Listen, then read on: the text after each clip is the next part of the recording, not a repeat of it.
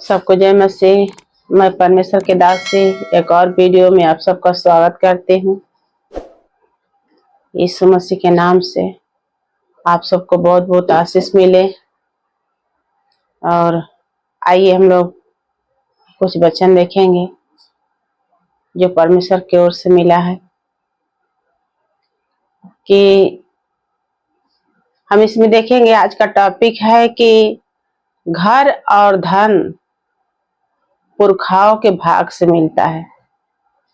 नीति वचन 19 और वचन 14। घर और धन पुरखाओं के भाग से मिलता है, क्योंकि परमेश्वर ने कहा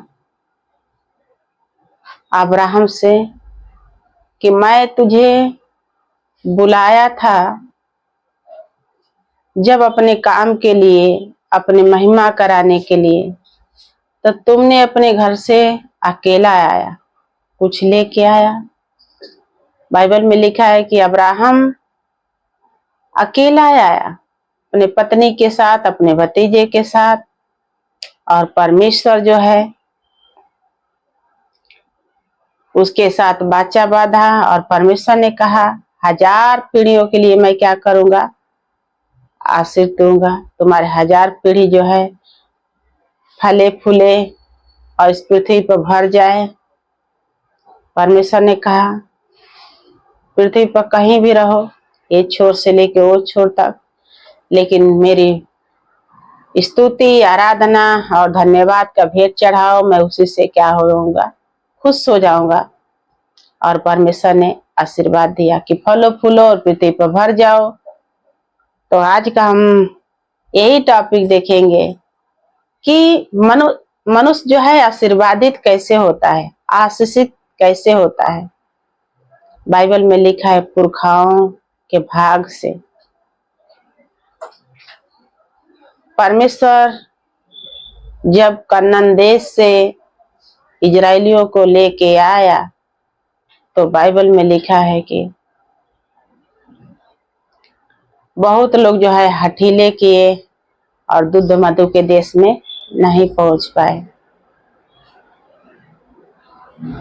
दूध मधु देश देने के लिए परमेश्वर ने वादा किया, परमेश्वर ने प्रॉमिस किया कि मैं तुझे एक ऐसा देश है जिसमें ले चलता हूं जहां दूध और मधु की धाराएं बहती है, वहां तुमको कुछ घटी नहीं होगी। लेकिन फिर बाइबल में लिखा है कि परमेश्वर ने बुलाया और वो लोग जो है मन तो फिर आए, लेकिन वही बार बार कुढ़ना, परमेश्वर के बातों को ना सुनना, हठीलाई करना। तो आप लोग देख सकते हैं कि जो हठीले हैं उनके परमेश्वर जो है कनान देश में, दूध मधु का देश में जो है फिर जाने नहीं दिया। लेकिन जो लोग परमेश्वर में फिर गए, परमेश्वर की बातों से सहमत हो गए, आप लोग देख सकते हैं कि परमेश्वर ने वादा किया कि मैं वो देश को तुमको दूंगा। तो वादे का सच्चा है और चरवाहा अच्छा है, और वो लोग को क्या किया, वो देश को भागीदार बनाया। तो आज का वचन मैं यही सिखा रही हूँ कि घर और धन पुरखाओं के भाग से मिलता है। क्या हमारा पुरखा हठीले थे कि हमारे पुरखा नम्र दिल के थे? अगर नम्र दिल के हैं तो बाइबल में लिखा है कि नम्र व्यक्ति का परमेश्वर प्रार्थना हमेशा सुनते हैं और उसको आशीर्वाद देते हैं। तो वचन क्या कहता है कि हमको हठीला नहीं करना है। हठीलाई करने में आशीर्वाद के जगह ही श्राप आता है, और श्राप जो है 10 पीढ़ी तक जाता है। परमेश्वर ने कहा कि मैं तुम्हारा भाग जो है तुम्हारे बाल बच्चों को भी दिया करूंगा, जैसा करते हो वैसा देता है। तो परमेश्वर का वचन है कि अगर पुरखा सच में परमेश्वर की ओर से नम्र है, तो बाइबल में लिखा है कि दाऊद राजा ने कहा मैंने लड़कपन से लेके बुढ़ापे तक यही देखता आया हूं कि धर्मी जन का बच्चे कभी एक टुकड़ा रोटी नहीं मांगे हैं। एक टुकड़ा रोटी मांगने के लिए जिनका बच्चा मोहताज हो जाते हैं, जिनका बच्चा बेबस हो जाते हैं, जिनका बच्चा जो है लूज हो जाते, उसका मतलब यही है कि कहीं ना कहीं उनका पुरखा जो है हठीला किया है, पाप किया है, परमेश्वर के महिमा से दूर चला गया है। जिस प्रकार वचन में लिखा है कि परमेश्वर ने कहा सबने पाप किया और परमेश्वर के महिमा से दूर है। जो दूर हो गया उनके ऊपर श्राप है, जो नजदीक है, जो करीब है, जो उनमें बने हैं, उनके ऊपर आशीर्वाद है। अगर ये आशीर्वाद दिखाई नहीं देता है, कभी कभी ऐसा होता है कि बड़े बच्चों के ऊपर भी आप आशीर्वाद को नहीं देखते हैं। बड़े बच्चे भी मैं देखती हूँ बहुत लोग का जो है बात नहीं सुनते हैं, ना माता पिता का बात सुनते हैं, ना परमेश्वर की ओर से फलवंत होते हैं। तो एक वचन और है, आप लोग देख सकते हैं, नीति वचन 18 और उसका 16, उसमें लिखा है कि मनुष्य के लिए मार्ग क्या करती है, भेंट मनुष्य के लिए मार्ग खोल देती है। भेंट जो है मनुष्य के लिए मार्ग खोल देती है। उनका आशीष बंद है, उनके ऊपर श्राप है, उनके ऊपर आशीष फलता नहीं है। तो बाइबल कहता है मार्ग उसका बंद है, उसका रास्ता बंद है। और ये काम करेगा कौन? माता पिता। माता पिता अगर उसके नाम से दान डालते हैं, उसके नाम से परमेश्वर के भवन में भेंट चढ़ाते हैं, तो बाइबल में लिखा है कि भेंट जो है परमेश्वर कहता है कि मार्ग खोल देती है और उसे बड़े लोगों के सामने क्या करती है, पहुंचाती है। बड़े लोग कौन होते हैं? जो परमेश्वर का आवाज सुनते हैं, जिनको परमेश्वर ने आशीर्वाद दिया है।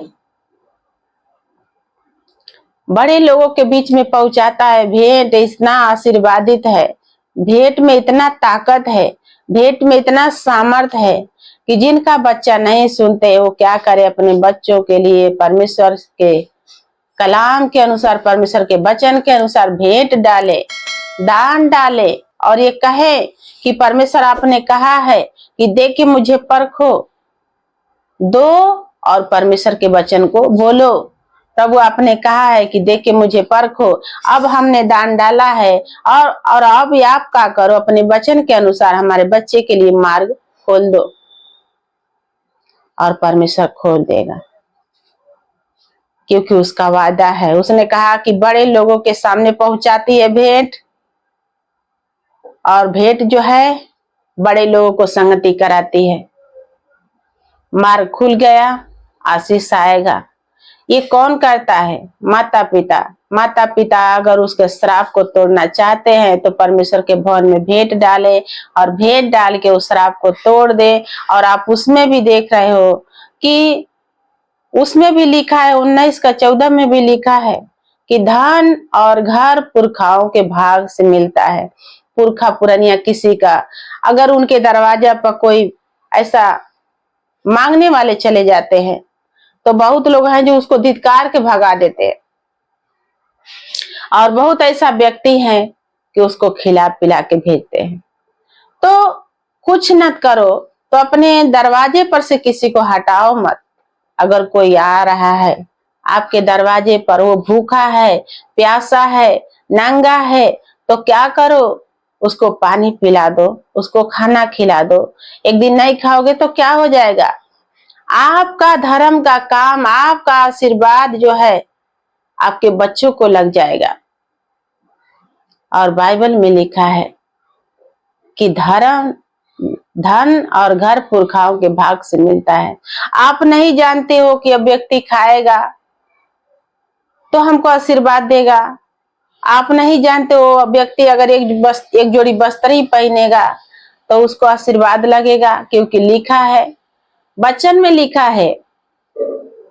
प्रभु यीशु के वचन कहता है कि देखो यीशु मसीह मनुष्य थे, 100% मनुष्य थे, लेकिन बाइबल में लिखा है कि परमेश्वर के अनुग्रह में और मनुष्य के जो है आशीर्वाद में वो बढ़ते गए। परमेश्वर और मनुष्य दोनों का आशीर्वाद चाहिए मनुष्य को। मनुष्य पृथ्वी पर आए हैं अपने अपने भाग लेके, लेकिन बाइबल में लिखा है कि उनका पुरखा, उनका पुरनिया, उनका माता पिता क्या कर्तव्य किए हैं वो तो उनके साथ बना ही रहता है। अच्छा किए हैं तो अच्छा, बुरा किए हैं तो बुरा। तो आज का वचन बहुत गंभीर है और सोचने वाली बात है कि परमेश्वर ने एक जगह और कहा, नीति वचन 8 उसमें लिखा है कि परमेश्वर ने कहा कि परमेश्वर के सामर्थ्य से कोई भी ऐसा बंधन है, धन होने दो, संपत्ति होने दो, घर होने दो, सब कुछ मिल सकता है। सब कुछ मिलता है, परमेश्वर के सामर्थ्य से सब कुछ मिलता है, लेकिन वो सामर्थ्य उन्हीं के ऊपर काम करता है कि जो लोग अपने ऊपर का श्राप को जो है तोड़ दिए हैं, जो लोग अपने बच्चों के ऊपर आशीर्वाद का रास्ता खोल दिए हैं, जो लोग अपने भूखे रह जाते हैं लेकिन कोई भिखारी आ गया दरवाजे पर, कोई मांगने वाले आ गए दरवाजे पर, उसको दरवाजे से हटाते नहीं है।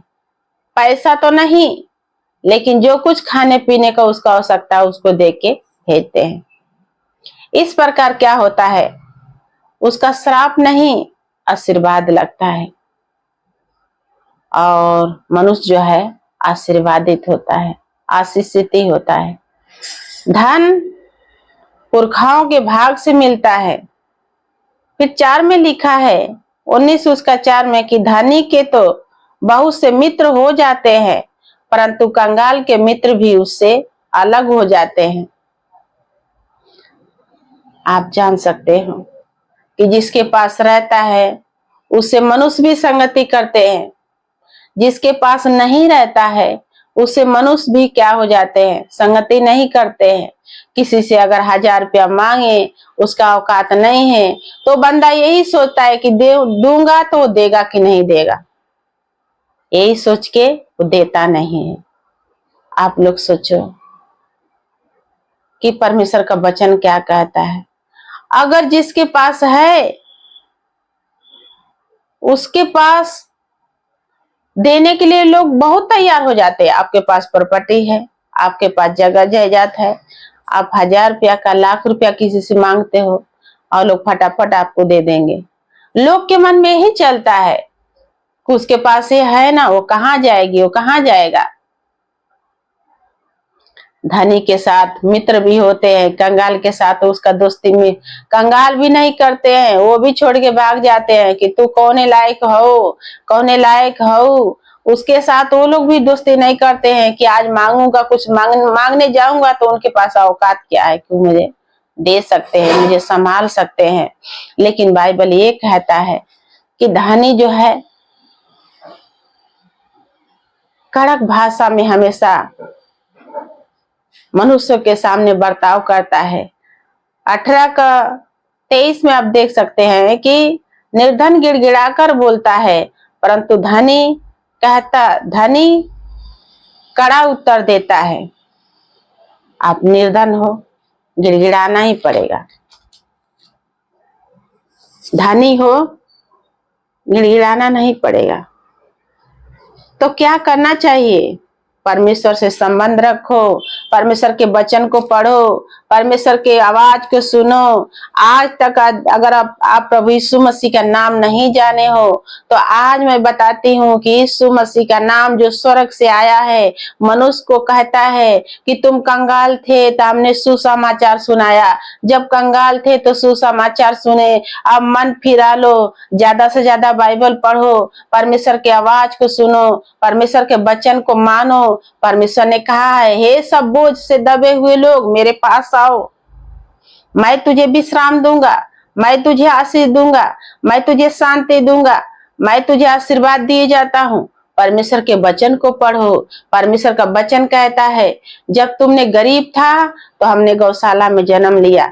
परमेश्वर का वचन कहता है कि 5 पीढ़ी 7 पीढ़ी का श्राप हमने अपने लहू से धो दिया है।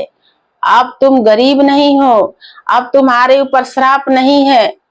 तुम्हारे ही खातिर हमने क्रूस पर चढ़ाया गया, तुम्हारे ही खातिर हमने अपना लहू बहाया और तुम्हारा सारा श्राप जो है वो धो दिया है। अब आपको क्या करना है?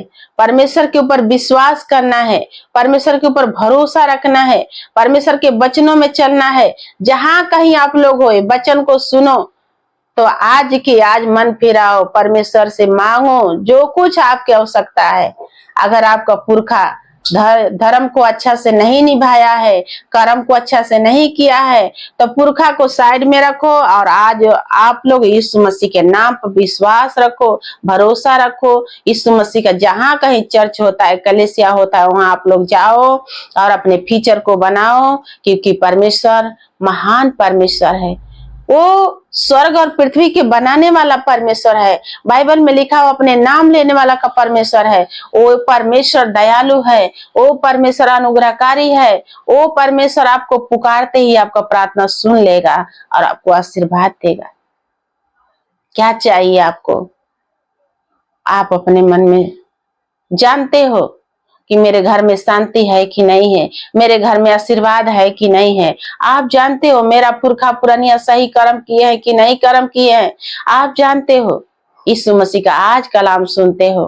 तो मैं बोलती हूँ कि आज से ही अपना जीवन प्रभु यीशु मसीह को दे दो और परमेश्वर आपके जीवन को संभालेगा, आपको आशीष देगा। और वचन में यही लिखा है कि धन पुरखाओं के भाग से मिलता है। तो घर और धन परमेश्वर की ओर से अगर तय हो गया है कि पुरखाओं के भाग से मिलता है, तो अगर पुरखा पुरानिया नहीं श्राप तोड़े हैं तो आप तोड़ो और आप परमेश्वर के वचन को समझो, आप परमेश्वर के रहस्य को समझो और आज ही अपनी 10 पीढ़ी का श्राप धो डालो और अपने बच्चे का फ्यूचर बनाओ। परमेश्वर के पीछे हो लो, परमेश्वर का यही वचन है। तो सुने हो तो परमेश्वर की ओर आने में देर ना करो, क्योंकि परमेश्वर ऐसा परमेश्वर है कि अपने नाम लेने वाला का उद्धार करता परमेश्वर है। हालेलुया।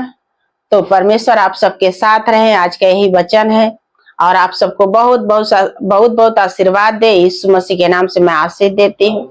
यह अपना मुख आप सबके ओर करे और आप सबको बहुत बहुत आशीर्वाद दे, सारे आशीषों से भर दे और सारे श्राप से छुड़ाए। मैं यीशु के नाम से आशीष देती हूँ। आमीन।